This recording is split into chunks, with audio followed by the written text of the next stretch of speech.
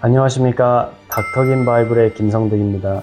오늘은 미국 레지던시 매치 확률 높이는 법에 대해서 좀 말씀드려보고자 하는데요. 사실 제가 이 분야의 전문가도 아니고 단지 이제 제 개인적인 어떤 의견을 말씀드려보고자 하는데요. 이 매치라는 거는요, 제 생각엔 그렇습니다. 정말 그 이름에서 얘기하듯이 합격, 불합격이 아니고 이렇게 마치 남녀가 만나듯이 남녀가 매치듯이 되는 거기 때문에 어떤 굉장히 여러 가지 복합적인 요소가 포함되어 있다고 할 수 있는데요. 그래도 이제 좀 제가 생각하기에 미국 레지던시 매치에 여러 번 도전해본 어떤 사람으로서 제가 생각하기에 어떤 중요한 부분들에 대해서 한번 여러분들께 말씀드리고자 합니다. 제가 저번 영상에서도 말씀드렸지만은요, 이 비자 문제는 정말 중요합니다. 예, 그래서 사실 여러분이 영주권, 즉 그린카드를 갖거나 아니면은 시민권자가 되거나 이러면 정말 너무 좋죠. 최소한 미국 오는데. 그러면은 이제 여러분은 정말 엄청난 무기를 하나, 보이지 않는 무기를 갖게 되는 거나 마찬가지인데요. 다만 이제 여러분이 이제 그런 상황이 아닌 상태에서 J1 비자 혹은 H1B 비자에 의존해야 되는 상황에서 이제 그나마 매치 확률을 어떻게 하면 높일 수 있느냐에 대한 고민은 필요하다고 생각합니다. 그래서 J1 비자 같은 경우에는 ECFMG 서티피케이션을 받고, ECFMG 서티피케이션 자체는 USMLE 스텝 3 점수를 요구하지 않습니다. 다만 보건복지부의 Statement of Need,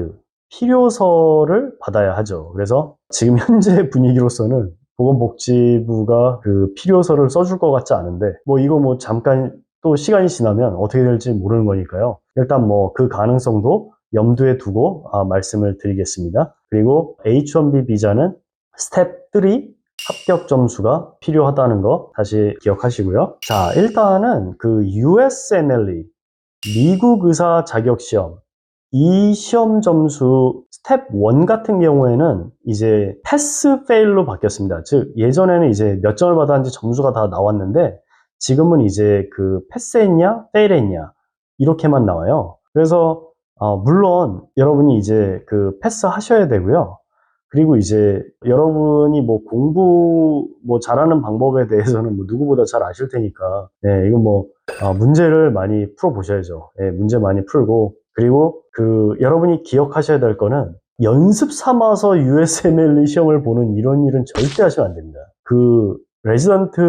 레지던시 프로그램들이 USMLE 한 번이라도 떨어진 기록이 있는 것을 안 좋아하는 프로그램들이 굉장히 많습니다. 예. 그러니까 제 생각에는 한 번 떨어졌다고 이렇게 막 안 뽑고 그럴 이유가 없는데, 워낙 지원자들이 많으니까 그냥 자기네들이 지원자들을 거르는 하나의 방법으로 사용하는 것 같아요. 예. 그래서 예를 들어서 USMLE 스텝 1을 페일한 기록이 한 번 있다. 그러면 이제 그것만으로도 이제 지원서를 보지도 않는 그런 프로그램들이 이제 속출하게 되는 거죠. 예. 그래서 USMLE의 어떤 가장 중요한 포인트 중에 하나는 준비가 됐을 때 한 번에 좋은 점수로 합격을 하셔야 됩니다. 예. 그래서 준비가 안 됐다. 내가 이번에 보면 페일할 가능성이 있을 것 같다? 본인이 알겠죠. 준비가 된지 안 된지. 그러면은 시험을 보시면 안 됩니다. 예. 왜냐면 한 번 떨어진 기록이 있으면 만회하기가 너무 어려워요. 그래서 그거 기억을 하시고, 그리고 이제 USMLE 스텝 1 같은 경우에 이제 패스 페일로만 이렇게 하니까 최소한 이제 합격받을 수 있도록 준비를 하셔야 되고, 이 스텝 2는 이제 점수가 나옵니다. 그래서 USMLE 스텝 2는 최대한 높은 점수를 받도록 노력을 하셔야 될 겁니다. 그래서 미국 병원 입장에서는 이제 미국 의대생이 아닌 경우에, 미국 의대 졸업생이 아닌 경우에는 이제 아무래도 점수를 그래도 조금 보려는 경향들이 있기 때문에 높은 점수를 일단 받아놓으면 손해볼 일 없고 사실 도움이 되죠. 예. 그리고 여러분들이 어떤 과를 선택하느냐, 이거 사실 굉장히 중요한데요. 제 생각에는 이 내과나 소아과나 가정의학과를 도전하시는 게 무난하다고 생각합니다. 예, 그리고 또 너무 하나에만 또 올인할 필요 없이 뭐 내과, 가정의학과 이렇게 같이 지원하든가 뭐 소아과, 가정의학과 같이 지원하는 거 이것도 괜찮다고 생각합니다. 예, 그래서 일반 외과 같은 경우, 제너럴 서저리 같은 경우에는요, 그 미국 같은 경우에 이제 그 아직도 옛날처럼은 아닌데 아직도 그래도 인기가 좀 있기 때문에 일반 외과는 사실 조금 어렵지 않을까라는 게 제 생각이긴 한데 뭐 여러분이 정말 외과 의사가 되고 싶다. 글쎄요, 뭐 도전을 해볼 수도 있겠죠. 하지만은 이거 조금 어려울 수 있습니다. 예, 기억하시고. 그리고 뭐 영상의학과, 레디올로지, 병리과, 패톨로지, 그리고 응급의학과, 이머전시 메디슨, 그리고 사이카이트리, 정신과는 이제 그 4년 혹은 그 이상의 어떤 수련 기간을 필요로 하기 때문에 사실상 J1으로만 지원 가능한 과들이라고 생각합니다. 예. 내과나 소아과나 가정의학과는 3년짜리이기 때문에 J1 비자는 물론이고 H1B 비자 3년짜리로 가능하거든요. 근데 이제 수련 기간이 4년이 넘어가면 사실상 H1B 비자로 하긴 어렵고 이제 J1으로만 지원이 가능하다라는 게 이제 제 생각입니다. 현실적으로. 그런데 이제 가정의학과 나와서 이제 응급실에서 일할 수가 있습니다. 혹시 뭐 응급의학과에 관심이 많으신 분들은 한번 생각해 봐도 좋을 것 같아요. 가정의학과를 나와서 응급실에서 일하는 의사들이 많이 있어요. 그래서 뭐 나는 응급의학과 의사가 되고 싶은데 뭐 이머전시 메디슨 레지던시 프로그램에 들어가는 것은 좀 어렵다. 이러신 분들은 가정의학과를 먼저 하고 응급실에서 일하는 것도 한번 고려해 볼 만하죠. 그리고 이제 사실 예전에는 정신과가 그렇게 인기가 많지 않을 거였는데 요즘에 정말 인기가 많아져서 정신과도 경쟁률이 많이 높아졌습니다. 그래서 여러분이 이제 정신과에 관심이 있으시다? 이것도 이제 사실 이렇게 들어가기 쉬운 과가 아니라고 생각합니다. 물론 이제 뭐 미국에서 레지던트 되는 것 자체가 쉬운 일이 아니지만은요. 그리고 이제 그 미국 임상 실습, 이거는요, 그 미국 임상 실습에는 기본적으로 이제 세 종류가 있죠. 클럭십, 클리니컬 로테이션이라고도 하죠. 그리고 observation, 그리고 externship. 이 클럭십은 그 의대생들이 이제 클리니컬 로테이션 도는 거를 이제 의미하기 때문에 사실 여러분이 이미 의대를 졸업을 하셨으면 사실 클럭십은 할 수가 없고 여러분이 만약에 의대생인데 미국에서 임상 실습을 하고 싶다 그럼 아마 클럭십으로 하는 것이 가능할 겁니다. 다만 제가 알기로 이러한 경우에도 USMLE 스텝 1 합격 점수는 아마 필요할 거예요. 그럼 이제 여러분이 의대를 졸업을 하셨으면 이제 업저베이션과 엑스턴십이 있는데 업저베이션은 이제 말 그대로 이제 그냥 업저브만 하는 겁니다.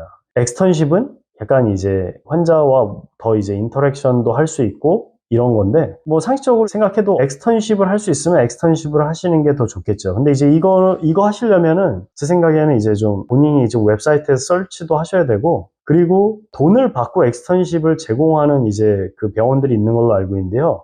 제 생각에는 그냥 그런 데 가서 깔끔하게 제값 주고 엑스턴십 하고 오는 게 좋을 거라고 생각합니다. 왜냐면 이제 그런 데 가야 추천서도 좀 더 받기 쉬울 수 있고요. 그리고 이제 병원에 들어가려면 이제 뭐 아이디도 있어야 되고 이제 행정적으로 해야 될 일들이 많이 있거든요.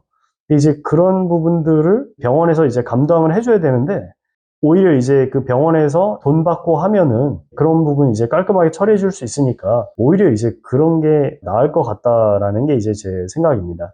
그리고 이제 미국 임상 실습은 이제 본인이 미국 어떤 의료 시스템을 경험한다 이런 의미도 있지만 이제 그런 것보다는 여러분의 어떤 미국 임상 실습 경험 자체가 여러분의 어떤 그 지원서를 더 이제 돋보이게 할 수 있는 하나의 장점이 될 수 있죠. 예. 그리고 이제 어떤 미국 의사로부터 추천서를 받는 거는 이제 좀 더 뭐 제가 뭐 한국 의사분들이 뭐 더 부족하다 그 얘기가 아니고 이제 아무래도 이제 미국에서 레지던트를 뽑는 거다 보니까 이제 미국 의사 추천서를 조금 더 높게 평가한다라는 게 이제 어떻게 보면 자연스럽죠. 예. 근데 이제 미국 임상 실습을 할 때 당연히 이제 그 여러분의 가고 싶은 과와 연관이 있는 과를 하셔야 됩니다. 예를 들어서 여러분이 내과를 지원하려고 하는데 뭐 외과 임상 실습을 한다? 그러면은 그렇게 큰 의미가 없겠죠. 예, 그래서 여기서 이제 과 선택이 이제 중요해지는 겁니다. 예를 들어서 여러분이 내과를 생각하고 있다? 그러면은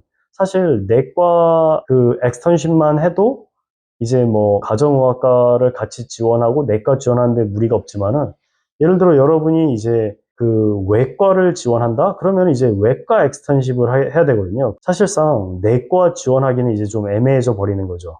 그래서 이제 그런 문제들도 있기 때문에 그 과 선택이 굉장히 중요하다. 마치 그 가수가 이제 노래만 잘한다고 되는 게 아니고 노래 자체가 좋아야 되지 않겠습니까? 그래야 히트곡이 되겠죠.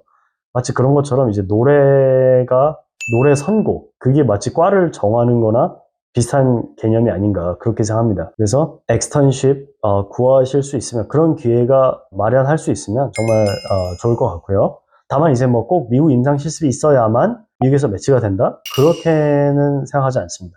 뭐 다만 이제 미국 임상 실습을 요구하는 병원들이 있으니 예, 또 그런 병원들에는 도움이 되는 그런 부분이겠죠. 그리고 이제 뭐 사실 어떤 학생의 입장에서 병원에서 뭐 어떻게 하면 이제 좋은 학생, 어떻게 보면 좋은 이제 레지던트 지원자로 보일 수 있을까? 이런 고민들을 사실 할 수밖에 없는데요. 저도 이제 과거에 이제 뭐 학생들을 좀 이제 그 의대생들을 좀 가르쳐 본 입장에서 말씀을 드리자면 저도 생각을 해봤습니다. 어떤 학생이 좋은 학생인가. 예, 그래서 저는 이제 제가 내린 결론은 인사 잘하고 이렇게 친절하고 너무 스투핏하지 않고 말귀를 좀 알아듣는 사람이면 좋은 학생이다. 그렇게 생각이 들더라고요.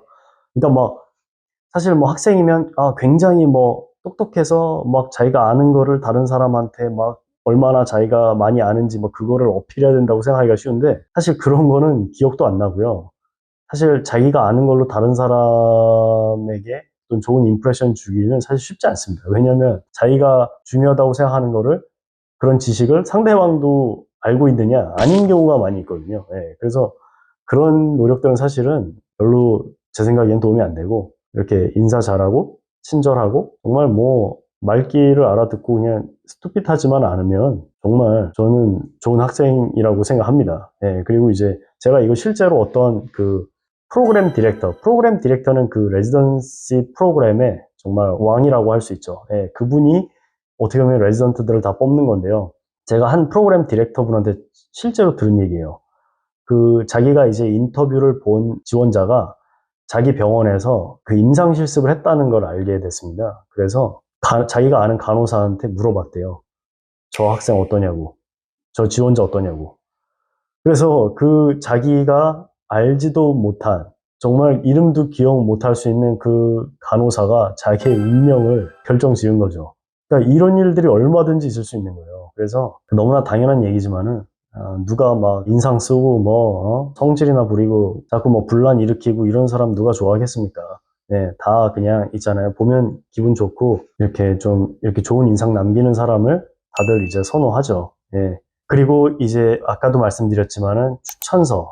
미국에서도 이제 어떤 추천서의 중요성은 이제 기본적으로 늘 이제 강조되고 있고요. 그 만약에 정말 자기가 가고 싶은 병원에 레지던시 프로그램에 프로그램 디렉터의 추천서를 받을 수 있다. 그러면 정말 너무 좋겠죠. 근데 이제 그렇지 않더라도 이제 자기가 가고 싶은 병원에 일하는 의사들의 추천서도 굉장히 가치가 높고 그리고 이제 꼭 그렇지 않더라도 여러분과 같이 일했던 자기를 지도했던 어떤 그 의사 선생님들의 추천서를 받을 수 있으면 좋죠. 다만 이제 뭐 여러분이 뭐 한국 지도 교수님의 추천서는 필요가 없다. 그런 얘기가 아니고 그런 추천서는 가치가 없다. 그 얘기가 아닙니다. 다 중요한데 아무래도 이제 미국 레지던시이다 보니까 이제 미국 의사들의 추천서를 조금 더 신뢰할 가능성이 높다.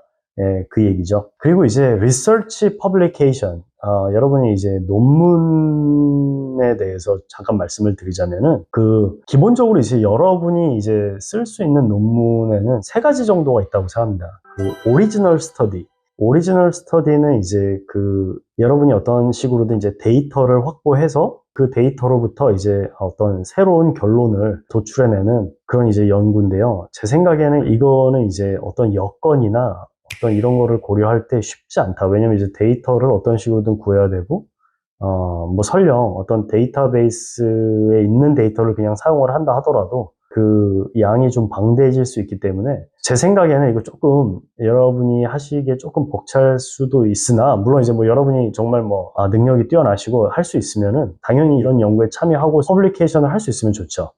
그 다음으로는 이제 리뷰 아티클. 이제 어떤 한 주제에 대해서 정말 이제 뭐 자세한 어떤 서머리라고 해야 될까요? 그렇게 해서 쓸 수 있는 어떤 그런 논문인데, 이거는 사실 제 생각에는 충분한 시간을 여러분이 투자하실 수 있고, 어떤 그 저널을 잘 선택하면은, 이거는 뭐 충분히 가능성이 있다. 그렇게 생각을 합니다. 다만 이제 이것도 이제 또 많은 시간을 너무 들여야 되고, 또 뭐 본인 역량에 또 조금 안 될 수도 있다라고 한다면은, 케이스 리포트는 솔직히, 여러분이 할 수 있다고 저는 생각합니다. 예, 정말 의대생도 어쩌면 할 수 있고요. 최소한 의대를 졸업했다고 한다면은, 케이스 리포트 정도는 정말 자기가 최대한 노력하고 시간을 들여서 이렇게 하면은 할 수 있다. 예, 그래서 뭐 혹시 또 뭐 케이스 리포트 말고 제대로 된 논문이 있어야지 케이스 리포트로 뭐가 되겠어? 라고 이제 생각을 하신다면은, 사실 대부분의 지원자들은 케이스 리포트도 없습니다. 예, 뭐 대부분이라고 하면 좀 과장됐을까요? 어쨌든 그 많은 지원자들은 케이스 리포트도 그 퍼블리케이션이 없어요. 그래서 이런 작은 차이 만드는 거를 절대 이제 가볍게 보지 마시고, 정말 케이스 리포트라도 정말 두세 개 자기 지원서에 넣을 수 있으면 저는 이제 도움이 될 거라고 생각합니다. 예. 그 메이저리거 야구 선수들을 보면은요. 자, 예를 들어서 메이저리그에서 뭐 3할을 친다. 3할 타자다. 그러면은 정말 연봉 100억도 받을 수 있죠. 그런데 2할을 친다. 그러면은 이제 마이너리거가 될 걱정을 해야 됩니다. 그런데 이제 생각을 해보면 3할과 2할의 차이는 10번 중에 한 번 안타를 더 치는 거예요. 네, 10번 중에 3번 안타 치는 게 3할 타자고, 10번의 기회 중에 2번 안타 치는 게 2할 타자거든요. 그 둘의 차이는 2배, 3배가 아니고 10%일 뿐인데, 이렇게 큰 결과가 다르죠. 예, 그래서 케이스 리포트라도 정말 여러분이 여러 개 쓸 수 있으면 이제 정말 그 작은 차이가 나중에 큰 차이를 만들 수 있다, 그렇게 생각하고요. 다만 이제 뭐 허위 경력이나 뭐 가짜 추천서나 부정 논문, 뭐 논문을 뭐 쓰지도 않았는데 뭐 인맥으로 이름을 넣는다든가, 아니면은 뭐 대리 논문을 쓴다든가, 아니면 뭐 이상한 저널에다가 돈 내고 뭐 퍼블리케이션을 한다든가, 어떤 이런 유혹에 빠질 수가 있습니다, 사실. 예. 왜냐면은 이게 어떤 잘못된 어떤 크기에 비해서 제가 보기에 이렇게 저지르기는 그렇게 어렵지 않다고 해야 될까요? 근데 이제 솔직히 나중에 얼마든지 문제가 될 수 있고요. 그리고 이제 무엇보다도 여러분이 이제 의사로서의 이제 명예를 지키시기를 부탁드리겠습니다. 예, 자신의 가치와 명예는 이제 본인 스스로가 지킨다고 생각을 합니다. 그래서 어떤 그런 유혹에 빠지지 마시고, 정말 자기가 쓸 수 있는 케이스 리포트라도 정말 여러 개 열심히 준비하셔서 하면은 충분히 도움이 될 수 있다.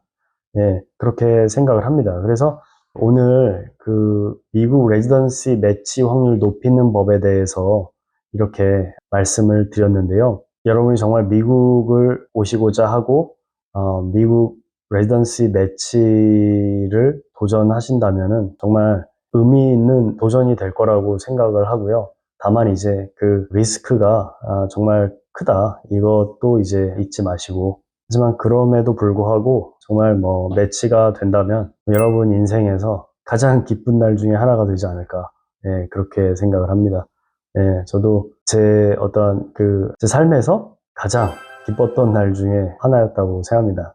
매치가 된 날이요. 어쨌든 오늘 시청해주셔서 감사드리고, 다음에 또 미국 레지던시 관련해서나 아니면 또 병원 관련해서 좋은 주제가 있으면 다시 또 그것에 대해서도 말씀드리도록 하겠습니다. 예, 감사합니다.